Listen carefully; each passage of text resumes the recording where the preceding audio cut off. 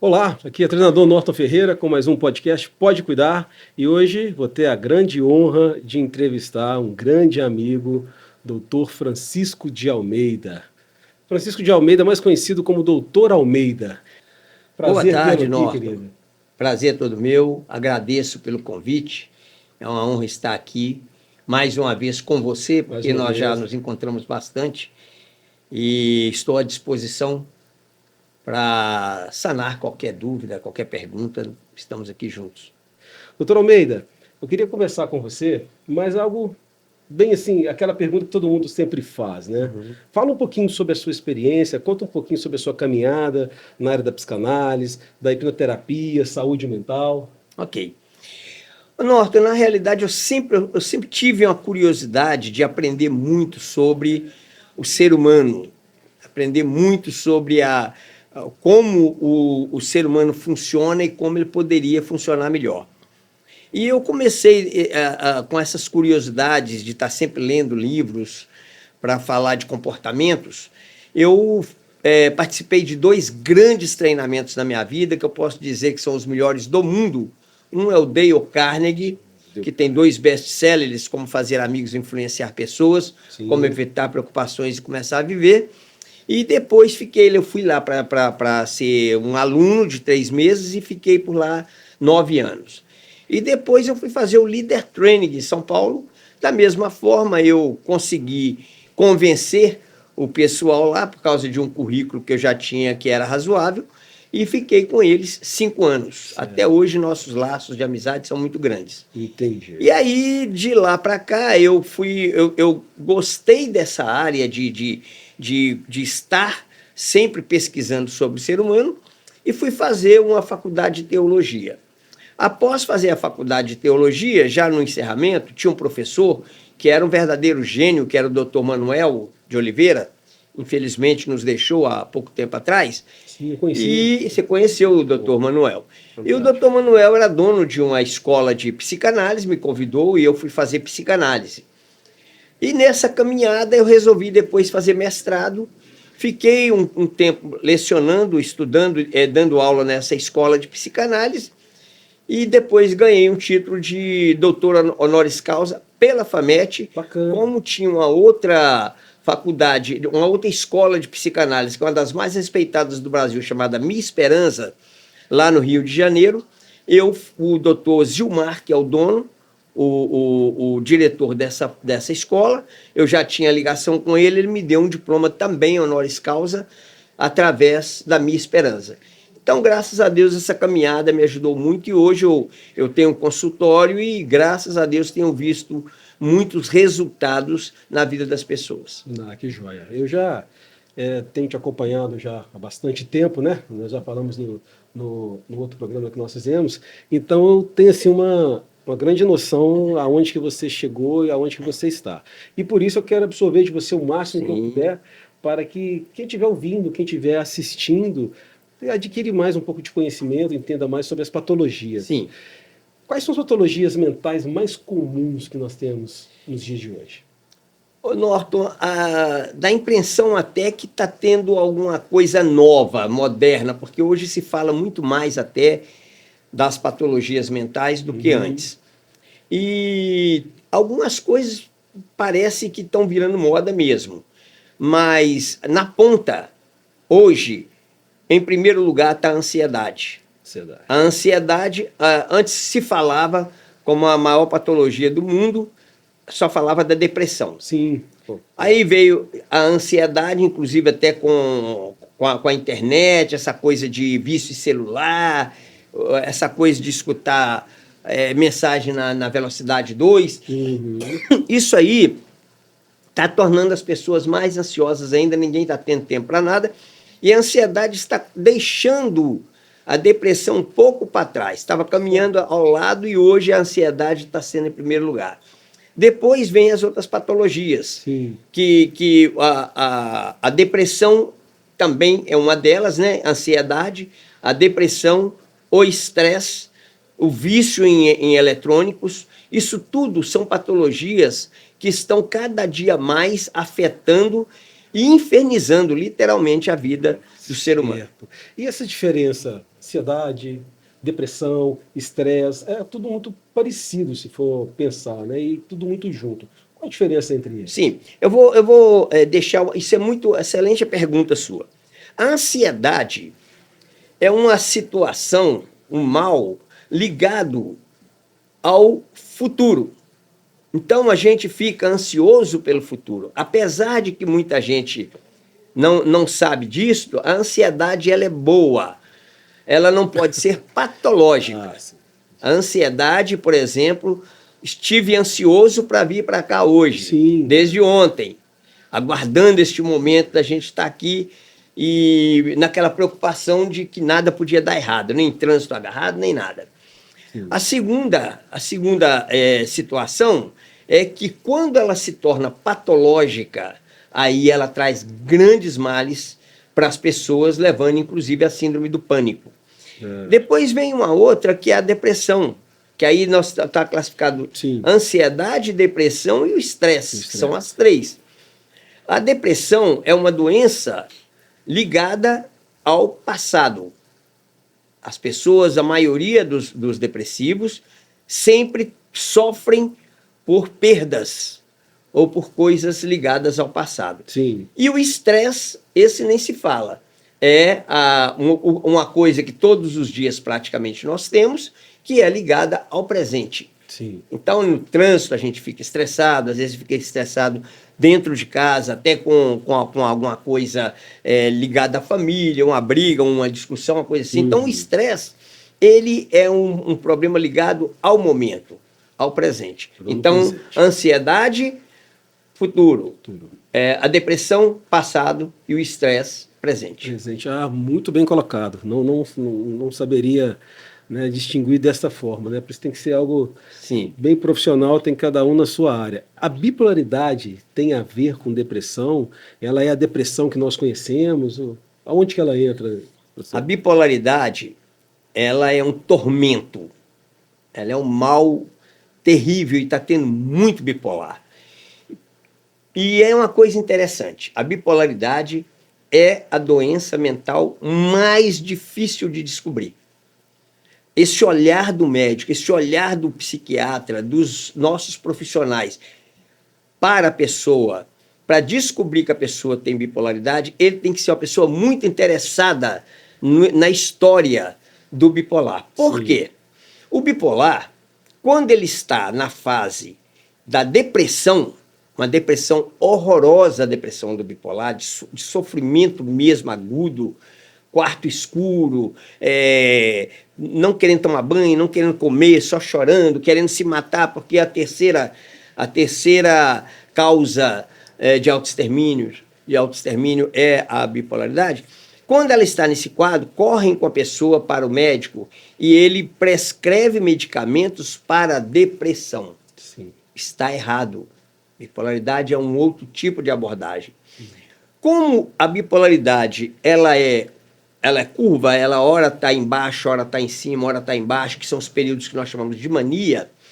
Então ela vai chegar uma hora que ela está na crista, ela vai melhorar. Quando ela melhora, ela entra no estado de euforia.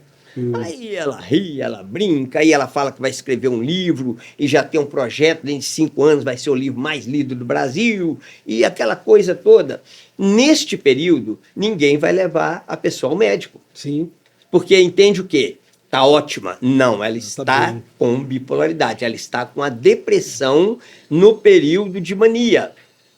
Porque quando nós falamos desses 3 pilares, mania, hipomania e depressão, a depressão eu já falei com você como ela funciona. A hipomania é a mesma mania, mas só que não tem euforia. Que a hipomania ela tem os mesmos jeitos, né, de funcionar, só que ela não tem os picos de euforia. Sim. Então, isso é a hipomania. Quando ela entra no período de mania, aí sim ela fica completamente eufórica, criando fantasia, aquela coisa toda. Mas é uma doença muito que maltrata muito, a pessoa sofre demais com a bipolaridade. Imagina, né? Deu para entender, deu para pegar. Né? Você já afirmou que o melhor medicamento estabilizador, né, do transtorno bipolar, uma vez é o lítio. Eu lembro que você já me disse isso, e eu fiquei até na dúvida, né, se é o lítio, se é carbolítio, o que é. Explica para mim, por favor, o que é verdade? O que é o lítio? Qual é o medicamento moderno, o medicamento antigo? Como é que é essa questão? O lítio foi a descoberta mundial que salvou, tirou a população toda que vivia em manicômio. Na época, hoje está em desuso, não se fala mais manicômio. Sim. E o lítio foi um cientista chamado John Cade, que a gente pode também falar John Cade. Ele que descobriu o uso desse lítio e, conforme eu havia dito antes, ele tirou as pessoas dos manicômios, dos hospitais psiquiátricos, hospitais de loucos. E é seguramente, com toda certeza, o melhor medicamento que existe para as pessoas que sofrem com doença mental e que dependem do estabilizador do humor. Principalmente, o principal é a bipolaridade. Mas o lítio é aquele lítio mesmo que é usado em bateria, que é usado... Eu trouxe aqui, inclusive, para mostrar para as pessoas. Isso aqui é uma pedra de lítio. A pedra de lítio é um cristal. É um cristal. Uma mina de pedras que tira-se essa pedra, né, e processa. Pode ser aplicada em bateria de telefone celular, nas baterias dos carros elétricos, como pode ser aplicado também na medicina, que aí entra o que nós chamamos de química. A química é uma coisa fascinante. Então, o lítio nada mais é do que essa inocente pedrinha aqui. Muito bacana. Não sabia, eu imaginava assim, quando falava em lítio, mas não que seria mesmo o lítio que é utilizado, né, nas baterias. Uma coisa também que, sobre os remédios para depressão, para bipolaridade, é mito ou verdade que eles engordam? Você está referindo muito provavelmente ao lítio, que é o que as mulheres normalmente, é o público que mais fala de engordar, é o público feminino. Isso mesmo, mulheres. No meu consultório eu tenho muito esses tipos de comentários.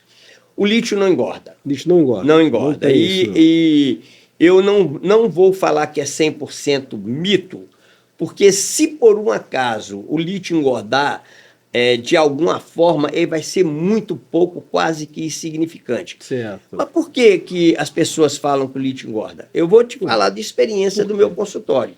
No meu consultório, quando chegam as pessoas normalmente já mais cheinhas, né, digamos assim, ou até obesas, e joga a culpa no pobre lítio, são pessoas sedentárias, são pessoas que têm uma alimentação irregular, são pessoas que não têm um cuidado médico, tem gente que não procura médico de jeito nenhum, e são pessoas que não praticam exercício. Física, como nós conversamos. O exercício, você sabe mais do que isso, porque você é mestre nessa área. O exercício, ele pode até não ser nem recomendado para emagrecer, mas ele junto com o combo, que é a alimentação, os cuidados médicos, mais academia ou outro tipo de procura pelos cuidados com a saúde, realmente, se está usando o medicamento lítio, que é o melhor do mundo, ela não vai engordar. Agora, se ela não toma nada, você vê, por exemplo, eu tenho o meu consultório, fica na Savassi, aqui em Belo Horizonte. A gente está andando na rua, está vendo aquelas pessoas obesas lambendo sorvete, você vê gente comendo aqueles chips, aquelas batatinhas daquele saquinho. Aquilo a gente não deve dar nem para rato, nem para matar rato, que é até covardia. Comendo essas porcarias e bolacha, essas bolachinhas que são recheadas. Aquilo é um verdadeiro veneno. Gordura trans, né? E sem falar do refrigerante. Sim. Né? Açúcar, lógico, todo mundo tem. Usa porque quer, mas sabe, tem consciência. Então, o problema todo, Norton, é o cuidado com a sua saúde. Cuidando bem da sua saúde. Né? Eu até tenho uma frase, que ela é uma frase que vem do latim, que diz o seguinte: mens sana in corpore sano.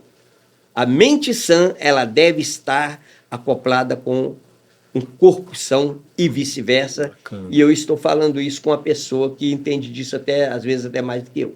Ah, infelizmente a gente dá muita bola fora, né? Sim. Até mesmo que eu sou da área de atividade física, porque a gente entra num processo de acompanhar a moda do momento, até inconscientemente, e acaba esquecendo um pouquinho. Mas aí vou repetir aqui, vou falar com vocês, igual nós já falamos na conversa passada. Vamos sempre cuidar do nosso corpo, cuidar da nossa mente. E cuidar do nosso corpo e da mente é o quê? É a gente prestar atenção em tudo que estamos fazendo. É verdade. Prestar atenção em o que estamos comendo, qual é o tipo de vida que a gente quer e como nós queremos envelhecer. Só para deixar uma dicasinha, só para a gente relembrar da nossa última conversa aqui com o nosso doutor Almeida. Sim, deixa eu só fazer um adendo aqui. Da outra vez até nós conversamos sobre isso, eu falei que eu tenho um guru que chama Lai Ribeiro. Tem gente que ama, tem gente que detesta, mas ele é o meu guru. Sim. O Lai Ribeiro diz o seguinte, que na porta de um consultório de um dentista estava escrito o seguinte: você não precisa passar fio dental em todos os dentes. Passa apenas naquele que você quer conservar. Agora olha para você ver que coisa.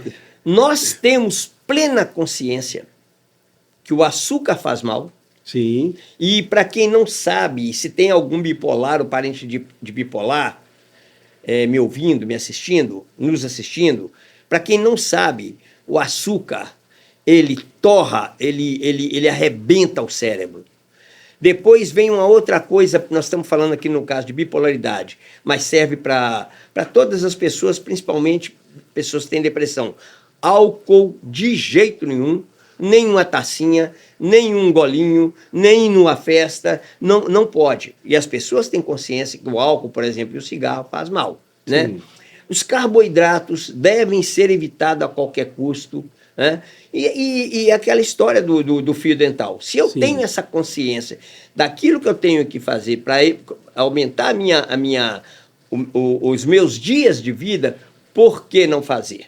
Isso você tem percebido, já aconteceu, você ter pacientes de bipolares que eles consomem bastante álcool, consomem bastante açúcar?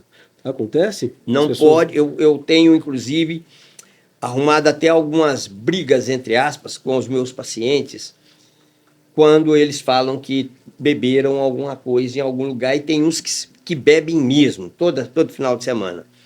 E eu falo, olha, o seu futuro não vai ser muito bom. Isso aí eu te garanto, porque eu estudo isso, inclusive eu tenho estudos bem assim aprofundados em bipolaridade. Certo.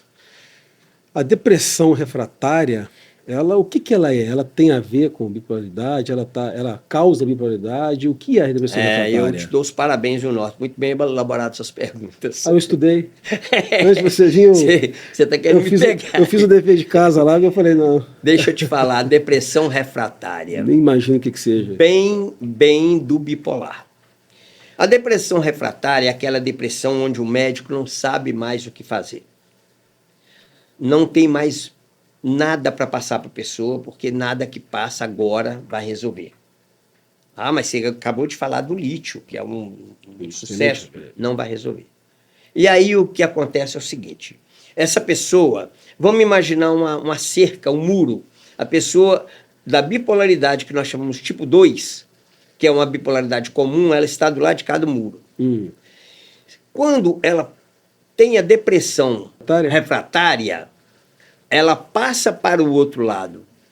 E às vezes ela entra naquilo que nós chamamos de surto. E se torna o bipolar tipo 1. O bipolar tipo 1 é o bipolar que está comprometido para o resto da vida e ele vai ter seríssimos problemas para manter a saúde dele mais organizada. Só que tem um detalhe: o tipo 2 pula para tipo 1. A tipo 1 nunca pula mais para o tipo 2. E essa depressão refratária, ela ainda tem uma saída. Ela ainda tem uma saída, que é o que nós chamamos de eletroconvulsoterapia, que no passado era chamado choque na cabeça, mas não é o mesmo daquela época. São eletrodos colocados como se fosse um eletroencefalograma, a pessoa é sedada, a pessoa dorme, daí uma hora Ela é acordada, fica no ambulatório ali um tempo e depois ela vai para casa. Mas são aplicadas em torno de 8 até umas 15 sessões. E, pasme, 3.500 por sessão, no mínimo. E não tem tratamento pelo SUS, a não ser que entre na justiça. Entendi. Então é bem complicado, Muito complicado. Né? Muito complicado. Tem também uma outra acesso. abordagem que é a cetamina e a ketamina, que isso a ketamina e cetamina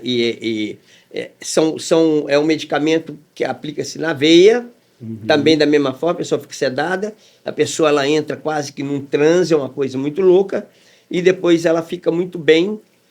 E tem uma outra também que ela é no nariz, é aerosol, como se estivesse colocando alguma coisa para desentupir o nariz, um soro, uma coisa assim.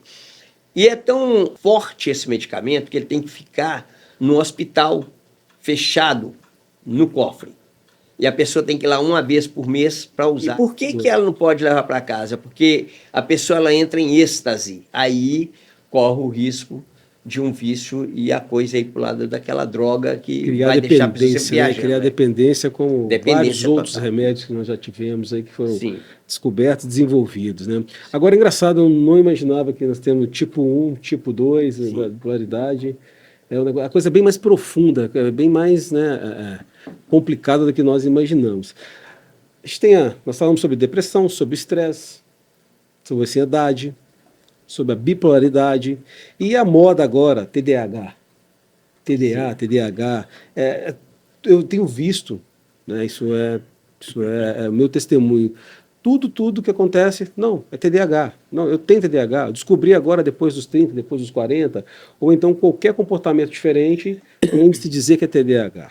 O que é TDAH? Norton, infelizmente, e eu falo isso com uma certa tristeza, sem generalizar, tem excelentes profissionais da saúde mental, principalmente os psiquiatras, mas infelizmente muitos profissionais trabalham com achismo. Então você vai no profissional e fala que você está triste, não está dormindo direito, não está comendo direito, você está chorando muito, isso aí é depressão. Ah, porque eu estou muito distraído, eu esqueço minha carteira, minha chave em casa, esqueço de ligar. Isso aí é TDAH. Não é assim que se faz diagnóstico. Existem testes para isso. E eu tenho uma paciente, pasme você, ela está fazendo tratamento para bipolaridade tem 21 anos. Tem 2 meses que ela descobriu que ela nunca teve bipolaridade. Brincadeira. Que ela é TDAH. Então tem o TDA e o TDAH, que hoje é a mesma coisa. Não pode mais, hoje não é mais usado o TDA, só para a gente explicar para o ouvinte a diferença. Mas hoje é TDAH. O TDA é a pessoa que ela vive no mundo da lua. Ela está sempre esquecendo as coisas. Meu filho, por exemplo, ele é um TDAH. Várias foram as vezes que ele desceu do ônibus, ele entra no ônibus, aí a pouco tem que voltar correndo porque esqueceu a carteira em casa. Então o cara, e outra coisa, ele viaja demais, ele fica assim, pega o carro com a intenção de ir para um lugar quando ele vê está indo para o outro, não consegue ficar sem um GPS para saber onde é que está levando ele, não lembra mais de nada, perde referência. Esse está para o TDA. Qual que é a diferença dele para o TDAH? Porque o TDAH, ele é mais agitado, ele é mais tipo assim, um cabrito, pula para tudo quanto é lado, quebra a perna, aquela coisa. Hiperatividade, né? Isso, é por isso que é TDAH, transtorno de déficit de atenção e hiperatividade. E teve um rapaz de 23 anos que iniciou a análise lá comigo, que a primeira coisa que chegou falando que é TDAH, diagnosticado, realmente é. E eu perguntei para ele assim, brincando, olhei para ele no primeiro dia e falei assim, você bate muito carro? E ele começou a rir e falou assim, toda semana. Toda semana. Não é bater daquelas batida forte, não. Encosta, joga moto no chão, joga bicicleta no chão em estacionamento. O cara fica completamente perdido, é meio aéreo, sabe? Viajando sempre. Entendi. Entendeu? Então... Agora, Você falou do TEA, né? Sim, o TEA, que é o transtorno do espectro autista. Transtorno do espectro autista. A mesma, é uma coisa muito parecida. Aí, alguns médicos, infelizmente, apostam na axiologia. Tá parecendo, mas não é assim que se faz diagnóstico. E o transtorno do espectro autista é uma situação tão delicada para quem tem TEA, que às vezes a pessoa sofre demais na vida até que alguém descubra que ele tem o transtorno do espectro autista. Esse sim é um caso que às vezes só depois na fase adulta que realmente vão descobrir qual que é. É possível? Sim, porque olha para você ver, o que é o transtorno, o que é o espectro e o que é o autista, ou autismo. O transtorno não precisa falar muito sobre ele, porque todo mundo sabe que é alguma coisa que incomoda você, da cabeça, que te tira do sério, como às vezes Sofrimento. um transtorno até no trânsito mesmo, engarrafado, aquela Sim. coisa toda, é uma coisa que a gente combinou e não deu certo, traz um transtorno danado e tal. E isto interioriza na pessoa e não larga a pessoa, é um transtorno constante. Você pode ter um transtorno, daqui meia hora não ter mais, mas isso aí, para quem tem o TEA, ele vive com isso. O espectro, eu estou falando para deixar claro que muita gente não sabe essas iniciais. Sim. O espectro são ramificações, como se fosse uma rizoma de raízes de árvore, de galhos. Então, o espectro, por quê? Porque você nunca vai ver um autista funcionando exatamente igual ao outro. Da mesma forma que não existe um bipolar igual ao outro. Parece que existe, mas não existe. Sim. Então, ele nesse espectro, você lembra daquele disco lá do Pink Floyd, que tem aquele espectro, o primeiro disco, né? Sim. Que é aquele prisma. Aquilo ali são os espectros, né? Esses espectros, eles são as comorbidades que pode ter. Pode ter TDAH, pode ter... E cada um pode ter uma ou mais patologia a mais, junto com o TEA, infelizmente.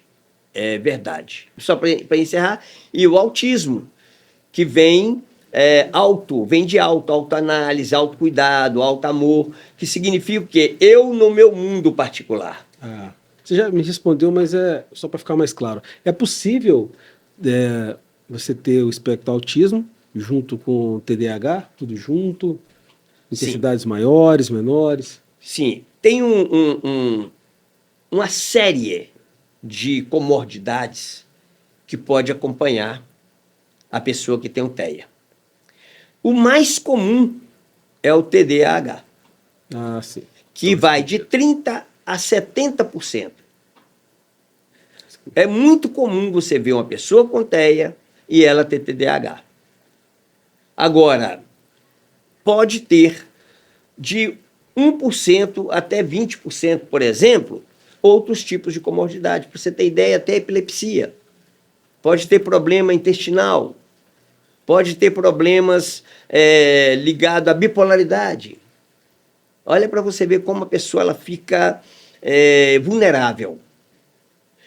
O que eu quero dizer com isso? Eu quero dizer com isso que, naquela explicação que eu te falei, das rizomas, do espectro, cada um pode ter uma ou mais comorbidade, ou uma só, ou às vezes pode até ter algum autista que não tenha nenhuma. Certo, não. Mas é mais raro.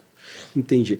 E nessa história toda, tem como entrar aí a hipnose, a psicanálise, para quem tem esse tipo de transtorno? É feito o tratamento dessa forma? Explica para a gente, por favor. Sim. Bom, quando a gente fala de hipnose, a gente está falando de trabalhar com reprogramações mentais. Certo. E muita gente não entende isso, porque tem gente que fala assim, eu acho até engraçado quando chega no meu consultório, tem gente que acha que a pessoa é hipnotizada, tem perigo de eu não voltar mais, isso não existe. Pois é, isso é um mito muito grande, porque, inclusive, toda vez que eu escuto falar, né, nos corredores, né, pessoas que não têm conhecimento sobre hipnose, o maior medo delas é o que foi já passado na televisão, que já veio na internet. Ajuda a gente, doutor, explica direitinho. Existem 3 tipos de hipnose. É a hipnose que as pessoas assistem na televisão, que a gente chama de hipnose show, que é a clássica, que realmente funciona. Posso fazer uma pessoa comer um dente de alho achando que é uma pipoca, comer uma cebola achando que é uma maçã. Então, mas antes de qualquer coisa, é bom que as pessoas entendam o seguinte: não existe, eu não tenho poder sobre a mente de ninguém. Não é briga de mentes. Quem se permite ser hipnotizado é você. Quem entra no transe é você. É você que resolve seus conflitos na hipnose. Não sou eu. Eu apenas vou te ajudando a acessar os comandos. Então, a hipnose clássica é essa do show, né? A hipnose tem a condicionativa, que é uma hipnose mais ligada a questões de amuletos, essa coisa toda, entra um lado aí meio místico.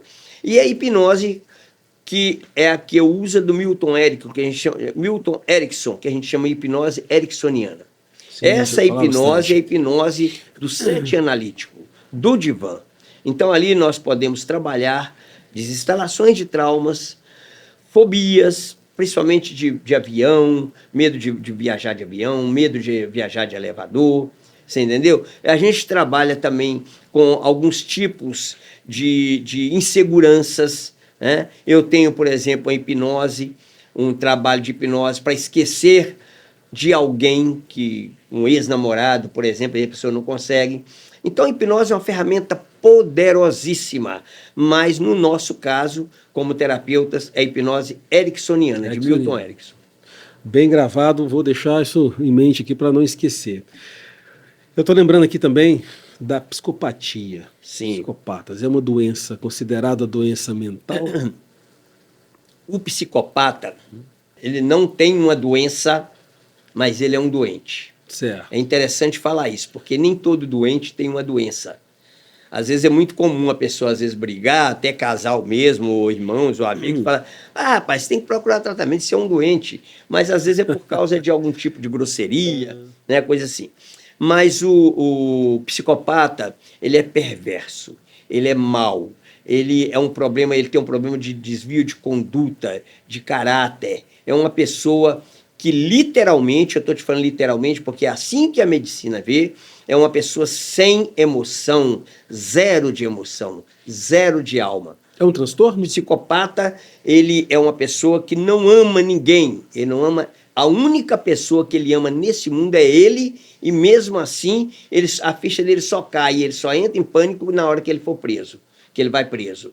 Mas ele é vou explicar de uma forma didática para você entender, mas metafórica. De madrugadinha, 4 para 5 horas da manhã, né, que a gente chama isso aí aurora. Aurora. O que é a aurora? A aurora é aquela passagem da madrugada para o dia. O Guido Palomba, que é o maior psiquiatra que tem no Brasil, o maior psiquiatra forense, ele explica muito bem isso. A aurora, ela é a transição, ela está passando para o dia. Chega um certo ponto que te confunde. Você fala, é dia ou é noite? Será que é noite? Será que é dia? Tá aquela coisa ali, é a aurora. Assim, isso aí chama zona fronteiriça. Para o psicopata, funciona dessa forma essa metáfora. Ele não é uma pessoa que tem uma doença, mas ele não é uma pessoa sadia. Você entendeu? Ele não tem uma doença, mas ele também não tem uma saúde mental boa. Então, é aquela zona fronteiriça. Não posso classificá-lo como uma doença. E o Guido Palomba, ele cunhou um novo termo para o psicopata de condutopata. Condutopata. Porque é uma questão de conduta.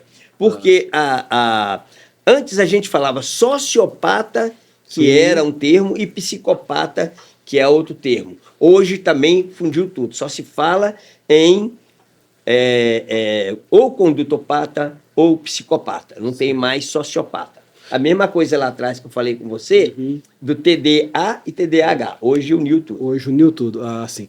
E como que se explica o psicopata? Ele é pai, ele é esposo, ele é filho, ele conduz uma família, ele está ali sempre, tem uma vida, ele trabalha. Esse sentimento, essa questão, isso é possível? Ou o psicopata realmente ele não constitui família, ele não, nada? Como é que se explica isso? O psicopata é uma pessoa que pode estar do nosso lado. Inclusive pode estar convivendo com a gente. Você não consegue detectar psicopata. Normalmente é um cara muito elegante, uma pessoa muito educada, uma pessoa que anda com seus sapatos sempre limpos, pessoa que anda muito bem vestida, e uma pessoa que normalmente quando ela entra numa empresa, ela sobe muito rápido. Só que ela sobe fazendo maldade com os amigos. Certo. É o puxador de tapete, ele é um cara que anula, que se ele tiver o poder nas mãos, ele vai tirar pessoas da frente dele que são competentes de todas as formas para ele aparecer, e ele pode ter tranquilamente uma família. Mas aí você fala assim, mas eu ouvi na televisão a esposa de um psicopata falando que nunca imaginou que fossem colocar o rótulo de psicopata nele, porque sempre foi um excelente pai, um homem muito Sim. bom. Não. O psicopata, ele não é bom, ele não tem amor, ele não tem sentimento. O que ele tem é propriedade. Ah, sim. Então ele... Os filhos, a mulher. É como eu, por exemplo, estou encantado com o meu novo carro e eu arrumaria uma confusão se alguém passasse um prego nele ou sentasse em cima do capô. Então eu tenho por aquele carro um zelo, eu durmo pensando nele, mas não é uma paixão de ser humano. Sim. Então ele tem propriedades, ele não tem uma família para amar, ele não ama mesmo. Posso dizer que é zero emoção, não tem emoção. Zero emoção, e não existe ninguém em lugar nenhum do mundo ligado à saúde mental que considera o psicopata uma pessoa que tem emoção.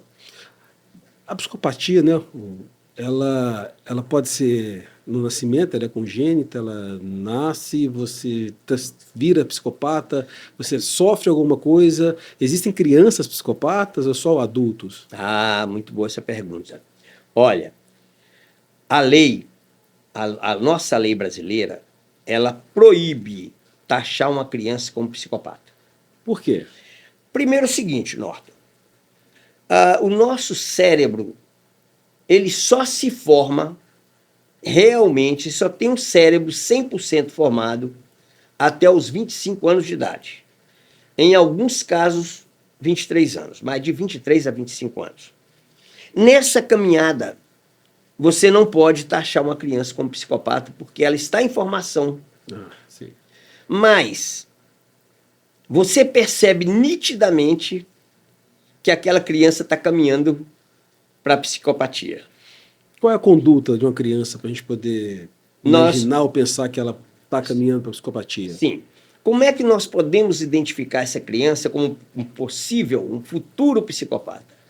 Por isso que no nosso meio de médico, psicólogo, psicanalista, a gente fala que a criança tem traços de psicopatia. Como é que você vai saber, vai descobrir? Por exemplo, quebra pescoço dos animais, o passarinho, põe um bicho no fogo, joga água fervendo em cima de um gato, maltrata as crianças na escola com requintes de crueldade, bate com martelo na cabeça de uma outra criança. Você entendeu? Essa criança que tem esse tipo de comportamento, inclusive já chegou no meu consultório um caso de uma criança de 9 anos de idade que andava com uma faca, uma peixeira no cinto e falava que ainda ia matar a avó e a mãe. E isso ele tinha um olhar tão penetrante, o olhar dessa criança era tão assustador, aterrorizadora, que as pessoas acreditavam veementemente que isso fosse acontecer. Você atendeu essa criança? Não atendi a família. A família dela. E aí eu direcionei para quê? Para um psiquiatra infantil, para que pudesse elaborar, trabalhar essa caminhada dessa criança para desviar um pouco. Agora, se ele for realmente um psicopata, porque o psicopata nasce psicopata. Ele nasce, ele não se faz. Essa criança lá na frente, ela pode até trabalhar com algum tipo de freio. Você entendeu? Sim. Ela pode ter uma consciência até de um freio, mas ela é psicopata. Entendi. É bem interessante e assustador ao mesmo tempo. Assustador ao mesmo tempo. Como é que você não pode identificar, não pode diagnosticar, então a gente vê cada dia que passa, a gente vê coisas diferentes, pessoas diferentes, né? Movimentos de cada um, certo? E agora existem, claro, existe tratamento, né? A gente está falando, voltando um pouco ao TDAH, ao TEA, existem exercícios. O que que é mais indicado hoje dentro dos consultórios, até fora do consultório, para quem tem TEA, para quem tem TDAH? Olha, você deve estar falando de uma coisa que você domina muito mais do que eu, que é os cuidados físicos, Sim, né? acredito que sim. É bom que as pessoas entendam isso. Até quem tem pessoas com esses tipos de sofrimento, de situações em casa, para que as pessoas aprendam como lidar. Porque às vezes a pessoa fica perdida e não entende muito bem isso. Por exemplo, transtorno do espectro autista. Essa pessoa, se você treinar essa pessoa a olhar nos seus olhos, conversar olhando para os olhos, você pode ter certeza que ela conversa comigo 5 minutos, olhando nos meus olhos, e ela passa 10 horas sofrendo, porque ela olhou nos meus olhos. Em 5 minutos. Em 5 minutos. Ela tem que fazer o que ela quer, e olhar nos olhos é um sacrifício. Então isso não é um tratamento, isso é só um treinamento que ela vai conseguir fazer. Ela não deve ser treinada para absolutamente nada. Ela deve viver o mundo dela. Sim. Ela deve ser cuidada pelos médicos, com aqueles que não tem também um medicamento para a TEA, porque a pessoa não é doente, mas tem tratamento, por exemplo, para comodidade, como por exemplo se ela tiver TDAH, não é? Então deixa a pessoa tem escolas especializadas, você sabe muito bem, nós já conversamos sobre isso, que tem exercícios próprios para quem tem um transtorno do espectro autista, né? Aquela da bola, por exemplo, que passa para trás, o outro passa para o outro, não tem contato visual. Zero. Então essa pessoa, no ponto de vista de tratamento dos cuidados físicos, ela deve fazer, por exemplo, bike, ela pode fazer canoagem, coisa que não depende dela ter contato visual com o outro. Ela pode fazer em academias que tem adaptação, igual você já falou, que você está criando uma forma de adaptar para atender esse público.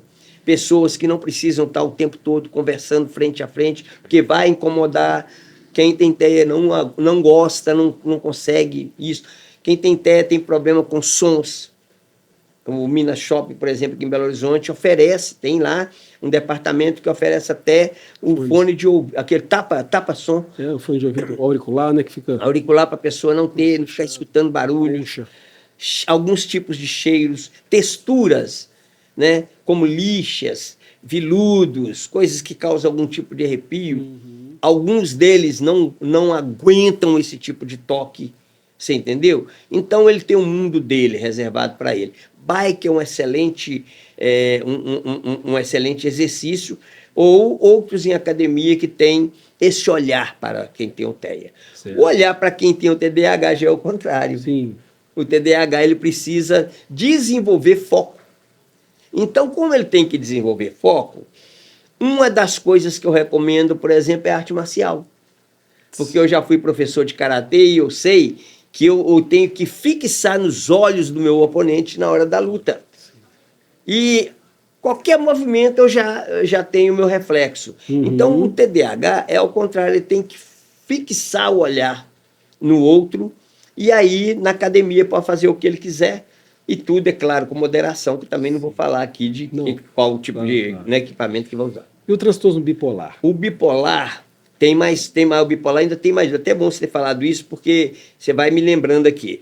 O bipolar, ele são exercícios mais moderados, mas o bipolar é indicado mesmo fazer exercício. Atividade. As primeiras coisas que o médico fala, a atividade física. Eu tenho um paciente bipolar que faz academia todos os dias, inclusive tem academia no prédio. Entendi. E o pessoal que tem esquizofrenia, transtornos psicóticos, né, que são aquelas crises, atividade física também. Sim, você está falando, moderada. Você falou aí da esquizofrenia. Sim. A esquizofrenia, ela é muito delicada. É muito delicada. Porque se você tem conhecimento que a pessoa é esquizofrênica, a primeira coisa que você tem que exigir, medicamento em dia. Não pode falhar. Com responsabilidade. A segunda coisa, Norton, você pode ter um aluno esquizofrênico sem problema nenhum, mas não estresse essa pessoa. Essa pessoa ela tem que ter, ela tem que fazer os exercícios, os compromissos dela, do jeito que ela quiser. Não estresse. Se ela quiser fazer 3 horas de esteira, deixa fazendo 3 horas de esteira. Não é você que vai comandar o que ela tem que fazer. Ela sabe o que ela tem que fazer. Mas se ela se esmaga, não, eu vou fazer só 10 minutos hoje, não tem que estressar, chamar atenção nem nada, não.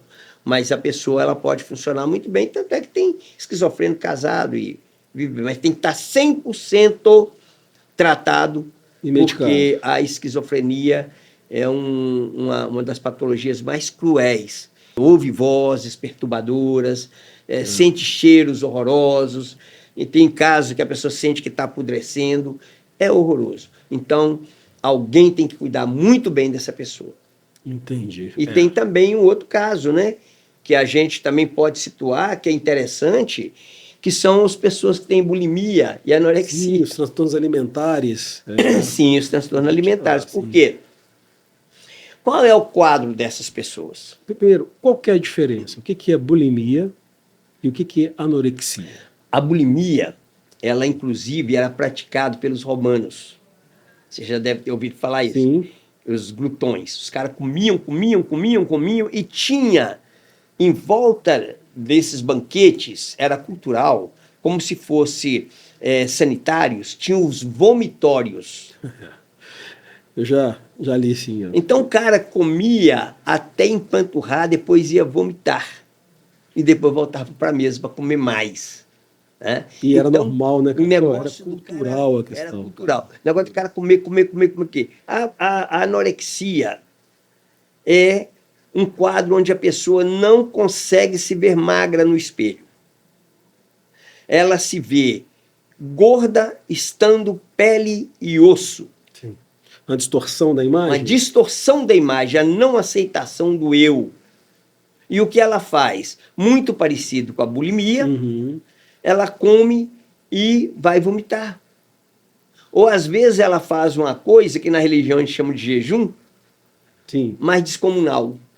Ela passa fome mesmo. E as pessoas chegam perto dela e falam: menina, você tá pele e osso, você tá seca. Ela vai lá no espelho e olha: não, eu ainda tenho que emagrecer.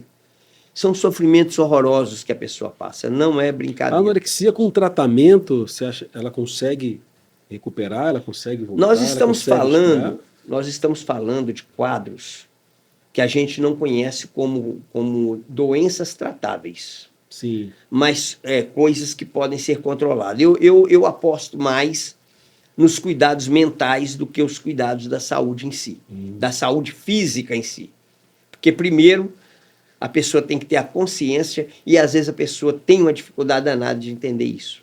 Como criar, assim, exercícios, criar rotina para a pessoa com sofrimento psíquico? Olha, é bom entender, eu sempre falo isso, o seguinte: sofrimento psíquico é uma coisa, doença mental é outra.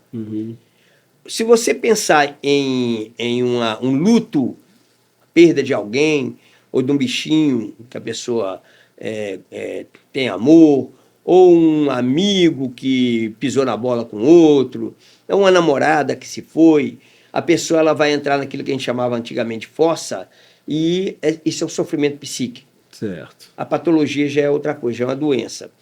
Nós estamos falando aí, por exemplo, nesse caso aí de bulimia e anorexia, só para fechar esse quadro aí, o bulímico e a pessoa que tem anorexia, ela tem que ter muito cuidado com o exercício físico, que ela pode viciar. Porque o problema é o hábito, o vício por estar sempre fazendo aquilo que está fazendo. Então a pessoa está vomitando o tempo todo, come, vomita, ou então não come nada, tal, e pode adquirir uma certa paixão, ou pela academia, ou até pelos os equipamentos. Sim. E a pessoa começa então a descarregar tudo naquilo ali, que não pode. Como se diz o outro, viver dentro da academia o dia inteiro. Quem faz isso é personal trainer. Tem limite, né? Tudo tem limite. E a outra pergunta que você me fez que eu estava falando. como montar uma rotina, se existe exercício. Basicamente são esses casos. O sofrimento psíquico, a pessoa, se ela estiver sofrendo, ela não está doente mental. Ela está tendo um sofrimento psíquico temporário. Certo. Mas isso é importante saber. Agora, por que a gente fala assim, o doente mental, a pessoa que tem patologias mentais, elas devem fazer exercício o tempo todo, tal, mas quem tem um sofrimento psíquico, como falei, por exemplo, do luto, ela também tem que fazer, porque é ali que ela vai aliviar a cabeça dela, tirar um pouco daqueles pensamentos ruins. Você Entendi. entendeu? Então você pode afirmar que o ambiente da academia é terapêutico. Olha eu puxando aqui para o meu lado. Ambiente eu vou contar uma história que você vai achar interessante. Eu acho muito engraçada essa história. Eu tenho um paciente que ele faz academia há 40 anos. 40 anos. 40 anos. E ele falou comigo o seguinte, que ele chega na academia, já é prata da casa, né? Uhum. Turma toda zoa, brinca, chegou a Mauri, aquela coisa toda. E ele falou que chega na academia e fala assim, ele grita no meio da academia, eu detesto vocês todos, eu detesto... Eu conheço alguém parecido. Eu detesto isso aqui, mas eu não vivo sem isso. Lembrando que nós nos conhecemos aonde? Então, por que a academia é um ambiente que eu considero um ambiente terapêutico? Às vezes a pessoa ela vai até empurrada, estou meio desanimada, estou com preguiça, mas quando chega lá, a recepção já vai brincar com a pessoa, a pessoa vai lá no aquele ritual de colocar as coisas no armário, fechar, aí já vem o professor e dá um abraço nele, o treinador, essa coisa toda, aí vai cumprimentando os colegas que estão nos equipamentos, e de repente ele está apaixonado com aquilo ali, principalmente porque tirou ele daquela mesmice, tirou ele daquela ociosidade, e ele então vai para um ambiente que ele nota naquele momento que está prazeroso. Sim. E realmente, né? Como você exemplo, sabe disso mais do que eu. Eu tenho uma aluna que ela tem 80 anos, ela não consegue ficar sem atividade. E eu tenho também exemplos de várias pessoas dentro da academia, acima dos 75, que já aposentaram já há muito tempo. Existe sim, eles não conseguem ficar sem a academia. Realmente, a terapia deles e assim, religiosamente, naquele dia, naquele horário, naquele tempo, mas eles estão ali. Então, realmente, comprovando a sua resposta que você disse no meu dia a dia, como é terapêutico o ambiente de academia. Claro que com moderação, claro que com responsabilidade, com profissionais te acompanhando, mas é muito, gente, muito terapêutico. Não fique sem atividade física. Pois é, e outra coisa, né, Norton? Isso tanto é verdade que nós nos conhecemos há mais de 20 anos em uma academia. Você foi meu professor de natação. Você conheceu a sua esposa na academia, né? Hoje vocês têm frutos, que é uma filha linda. Que também vai à academia. E você teve uma pausa para trabalhar, para empreender em outras coisas, mas depois não aguentou e voltou para a academia. Voltei para a academia. Né? E o tanto de amigos que você tem, que você sabe que pode contar com eles. Né? Na academia aparecem padrinhos de filhos, aparece padrinho de casamento, é muito bom. O ambiente, a pessoa fica um pouco com preguiça, mas na hora que chega lá é muito bom. Eu particularmente gosto muito. Entendi. É errado procurar atividade para ajudar no sofrimento psíquico? Se é errado procurar atividade? Atividade física, procurar a própria academia? Não, muito pelo contrário. A academia, eu fiz uma brincadeira em uma outra entrevista, que nós tivemos o prazer de estar juntos, onde eu falei o seguinte, que hoje a situação é tão interessante para o lado da saúde mental e física, obviamente, linkando aí aos exercícios físicos, que hoje, se você chegar no médico e falar que você está com caspa, ele manda você fazer exercício. Porque o médico, ele sabe muito bem que todos os seres viventes, precisam fazer exercício. Principalmente, você sabe muito bem disso, as perdas de músculo, essas coisas, principalmente na pessoa de mais de 60 anos, mais de 50, digamos assim, né? A partir de 50 acelera mais ainda a perda de massa muscular. E aquela anotação que a pessoa tem que ter, de, se for possível, pelo menos 50 minutos por dia que ele vai à academia, 250 minutos aí por semana, se for possível. De qualquer forma, qualquer progresso é um progresso. Entendi. Agora, doutor, me ajuda aqui a entender. Por que pessoas abandonam medicação no meio do tratamento? As pessoas, elas abandonam a medicação. Se a gente for falar de academia aqui, eu estou falando academia demais porque nós estamos num ambiente muito de academia. Sim, Mas a gente pode falar de qualquer tipo de exercício. Eu destaco muito o yoga, que é muito bom, a bike, todo tipo, né? De asa delta, sei lá. Atividade física. Atividade física é muito bom. Mas, voltando a falar, por exemplo, fazer exercício físico, às vezes a pessoa entra em uma academia e ela vê resultados. Às vezes até muito rápido. E eu brinco muito falando que a pessoa toma um chá de jatobão. Uhum. E por conta própria para de tomar medicamento. Sim. E se a pessoa faz isso, ela está entrando numa canoa furada. Ela não pode fazer isso. A única autoridade capaz de tirar medicamento de uma pessoa, ou a única autoridade capaz de modificar uma medicação é o seu médico. Eu não posso diminuir, eu não posso, o comprimido, se for 2 por dia, tem que ser 2 por dia. Para isso existe telefone, eu ligo e falo, olha, não estou me dando bem, vamos cortar, estou me sentindo muito bem, o médico vem aqui para eu fazer uma reavaliação. Mas aí a pessoa vai para a academia, às vezes, ou vai fazer exercício físico, se sente ótimo, maravilhoso, e aí para com o medicamento. Esse é o maior erro. Esse é o maior erro. Você tem algum recado para você poder dar para a turma aí, sobre que está se sentindo bem, que está achando que está depressivo, que está achando que está com ansiedade, que está precisando de uma ajuda? O que você pode falar aí para as pessoas que estão nos vendo, que estão nos ouvindo? Olha, você é a pessoa mais importante no mundo porque você é você. Eu falo o seguinte, eu falo isso muito no meu consultório lá no Set Analítico. Essa marca que nós temos aqui, 8 bilhões de pessoas que habitam a Terra, não tem essa marca. Essa é sua. Esta é exclusiva. Então, cuide-se muito bem. A primeira procura, imediata, a primeira procura é o seu médico, procurar um médico. Faça check-ups, obedeça às instruções do médico, faça o tratamento certo. Não entra numa de querer modificar alguma coisa. O médico não é bicho de 7 cabeças. Se você quer mudar, conversa com ele dá uma mexida. E a segunda, que você deve se preocupar mesmo, é a alimentação sadia. E a terceira, que tem que ser um combo, os 3 juntos, o exercício físico, os cuidados físicos. Saúde é o que interessa. O resto não tem pressa, já dizia o Paulo Cintura. Doutor Almeida, brincadeira, muito obrigado.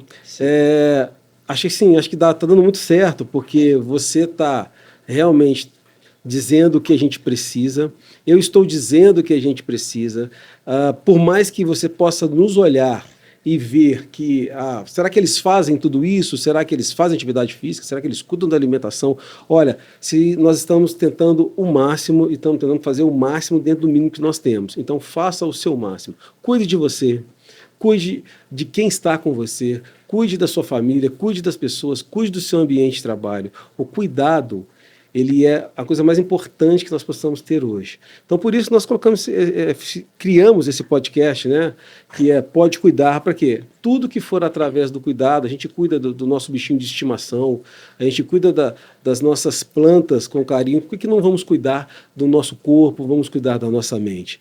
Fica aí essa dica aí para a gente estar sempre cuidando, ok?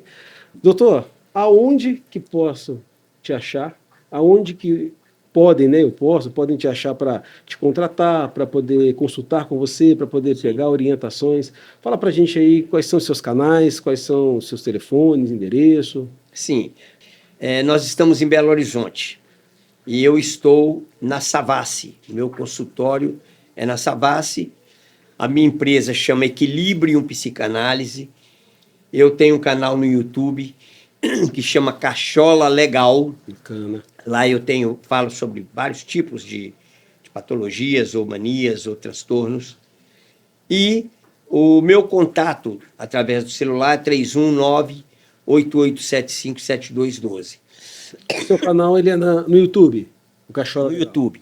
Eu estou ali, nossa clínica está ali na Rua Viçosa, esquina com contorno, 3 quarteirões antes do shopping Pátio Savassi. Estamos bem centralizados no coração da Savassi. Estou lá à disposição. Quiserem me perguntar alguma coisa, ligar para mim, fiquem à vontade. Estou sempre disponível. Quem atende meu telefone sou eu. Ah, não, bacana. Então, gente, ó, Cachola Legal é o canal do Dr. Almeida. Acesse lá que você vai ver muitas coisas legais. Eu assisto muitos vídeos, eu aprendo muito a respeito da gente poder aprender a cuidar da nossa mente e até descobrir mesmo o que a gente possa fazer para melhorar, ok? Doutor Almeida, muito obrigado. Mais uma vez é um prazer. Obrigado. A gente está aqui com uma parceria. Nós vamos mais vezes, mais assuntos, mais conversas, vamos trazer mais convidados. E é um prazer estar contigo, meu querido. E agradeço a você pelo convite. Fiquei muito honrado, fiquei muito feliz. Muito obrigado mesmo. O prazer é meu. E vamos lá, hein? Pode cuidar.